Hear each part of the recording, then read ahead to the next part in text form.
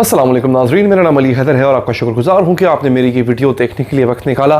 कुछ अरसे से आप एक दो वीडियोस में आप देख रहे होंगे कि मेरा बैकग्राउंड चेंज है और क्रोमा पे जो मेरी वीडियोस हुआ करती थी वो नहीं है, वीडियोस की तादाद भी कुछ कम है। मैं इन तमाम चीज़ों के लिए बहुत माज़रत ख़्वाह हूँ। असल में मैं फ़िलहाल मुल्क में मौजूद नहीं हूँ, पाकिस्तान में मौजूद नहीं हूँ, बैरून मुल्क हूँ और यहाँ पर मुसलसल ट्रैवलिंग में हूँ।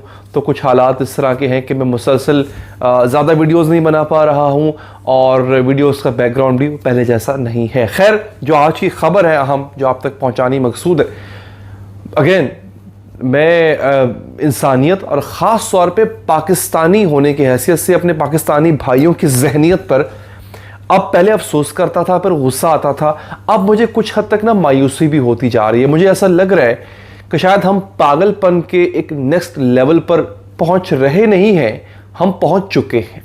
अब आप ये खबर देखिए, खबर क्या है, इसका बैकग्राउंड आपको बताऊंगा और ऐसा क्यों हो रहा है ये भी बताता हूं आपको।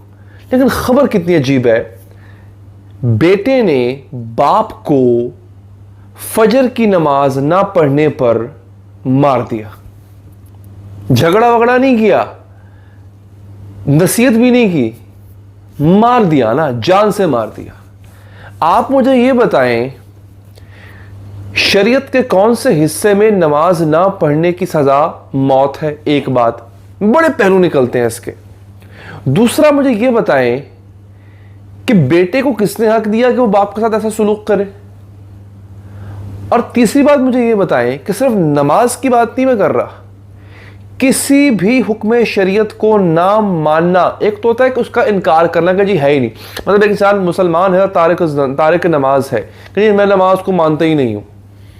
बाद ऐसे मुसलमान मैंने देखे हैं जो शराब पीते हैं और शराब को हलाल करार देने के लिए कुरान से दलीलें निकालते हैं। ये तो एक अलग कैटेगरी है ना जी।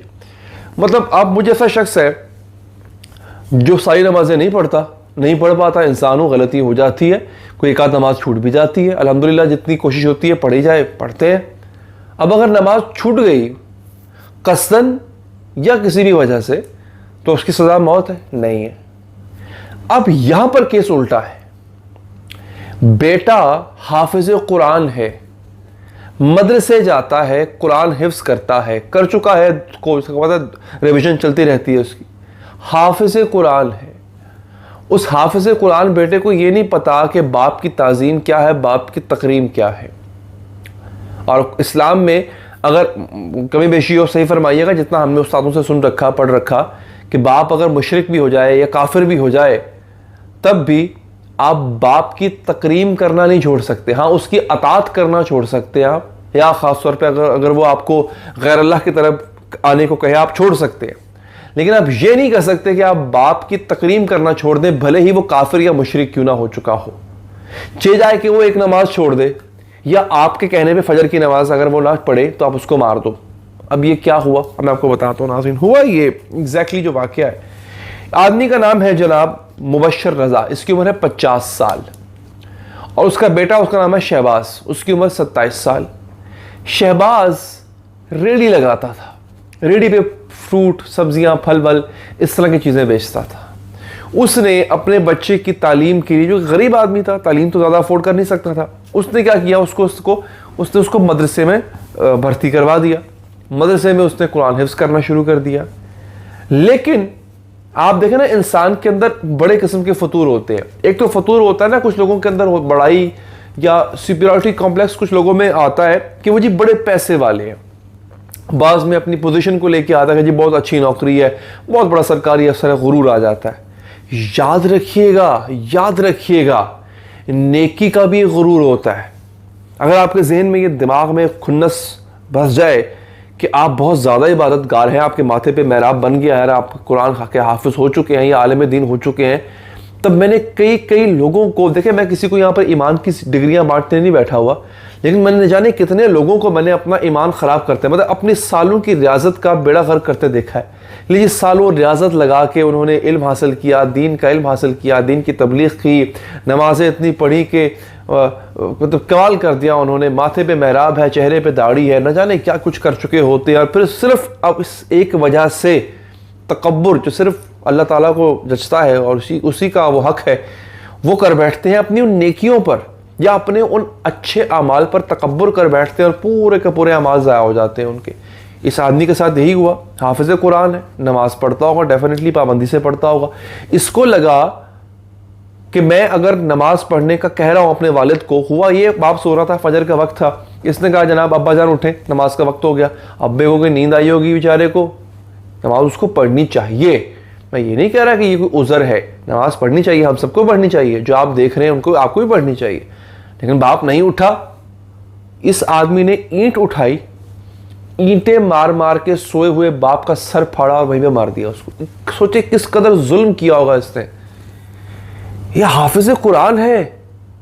مجھے آپ بتائیے جو لوگ حفاظ ہیں, مجھے میری ویڈیو دیکھ رہے ہیں, کیا قرآن میں کوئی ایسی آیت ہے, کیا قرآن میں, کیا حدیث میں کوئی ایسی حدیث ملتی ہے جہاں پر ایسا کام کرنا جسٹیفائی کیا گیا ہو یار؟ اسلام میں موت کی سزا بڑے ہی ایسی جگہوں پر دی گئی ہے جہاں واقعی انسان جب سوچتا ہے یا سمجھتا ہے تو کہتا ہے کہ ہاں یار ٹھیک, بالکل ٹھیک سزا ہے. ارے یار نماز مس کر رہے ہیں وہ فجر کی, اور بچہ اس کو اپنے باپ کو مار رہے. یہ کیا زمانہ آ گیا ہے. مجھے شک ہے ابھی انویسٹیگیشن ہوگی, اس کو پکڑا نہیں گیا. باپ کو مارنے کے بعد خود کو پولیس کے حوالے کر دیا, جا کے بتا کے آیا بڑے فخر سے کہ جناب یہ کارنامہ میں نے کر دیا. اور خدا کے بندے, جب اللہ معاف کرنے والا ہے اور یہ معاملہ اللہ کے سپرد ہے, حقوق اللہ جتنے بھی ہیں وہ, جب دیکھیں نا نام سے کیا ظاہر ہو رہا ہے, حقوق اللہ, اللہ کا حق, تو اللہ پوچھے گا نا بھائی کہ تم نے حق ادا کیا میرا یا نہیں کیا. تم کون ہوتے ہو بھائی؟ آپ مجھے بتائیں, حقوق العباد میں اگر آپ کوئی نہ کوئی کمی بیشی رہ جائے تو آپ سے سوال پوچھ سکتا ہے کوئی, لیکن حقوق اللہ میں اگر کمی رہ رہی ہے, میں فرض کیجیے میں روزے نہیں رکھ رہا ہوں پورے, تو یہ سوال مجھ سے اللہ کرے گا نا, آپ حضور کون ہوتے ہیں مجھ سے پوچھنے والے؟ آپ کو یہ حق نہ اللہ نے دیا نہ میں نے دیا, میرا اور اللہ کا معاملہ ہے. ہاں اگر میں حقوق العباد ادا نہیں کر رہا اپنے, فرض کیجئے میں ایک شوہر ہوں اور میرے اوپر حق ہے کہ میں اپنی اولاد کو کھلاؤں پلاؤں, اپنی بیوی کا نام نفقہ کروں, اور اگر میں وہ نہیں کر رہا تو مجھے حق ہے, معاشرہ مجھ سے پوچھ سکتا ہے, میرے ماں باپ, لڑکی کے ماں باپ مجھ سے پوچھ سکتے ہیں, وہ لڑکی خود مجھ سے پوچھ سکتی ہے. لیکن حقوق اللہ میں کوئی مجھ سے نہیں پوچھ سکتا. تلقین ہو سکتی ہے, میرے والدین مجھے کہیں بیٹا نماز پڑھا کرو, جی ماں جی, جی ابا جی, آپ کا حکم سر آنکھوں پہ, بالکل ٹھیک, پڑھنی چاہیے. آپ کا حکم تو نہیں ہے تو اللہ کا حکم ہے نماز کا, پڑھنی چاہیے. آپ نصیحت کر رہے ہیں, بہت شکریہ, آپ میری بھلائی کا سوچ رہے ہیں, مگر قتل نہیں کر سکتے یار. قتل تو کیا آپ ہاتھ نہیں اٹھا سکتے ہو. یہ کیسے لوگ ہیں؟ خیر, آپ تک یہ خبر پہنچانا مقصود تھی. آخر میں اگر آپ چاہیں ایسی اپڈیٹس کو حاصل کرنا, تھوڑا تھکا ہوا ہوں معذرت کے ساتھ, وہ پہلے جیسی انرجی نہیں ہے. بعض لوگوں نے کمنٹ کیا تھا کہ علی بھائی آپ تھکے تھکے دکھتے ہیں.